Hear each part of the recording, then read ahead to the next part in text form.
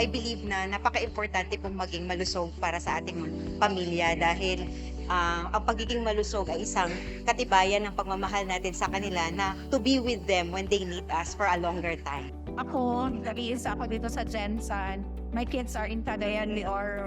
So, I have to take care of myself. So, if magkasakit ako, if I'm not concerned, if hindi ako sasakit sa health ko at magpapabaya ako sa sarili ko, so, hindi ako makapag-work na maayos. So, how can I sustain their needs? Isang bagay na ginagawa ko para mapanatiling malusog ang aking kalusugan ay ang kagaya nito, pagpapacheck up at pakikibahagi sa mga forums na nagbibigay ng pagpapahalaga sa kalusugan ng lalo-lalo na ng mga kababaihan. It's very important na maging conscious tayo sa ating health. It's not for us, but for our kids.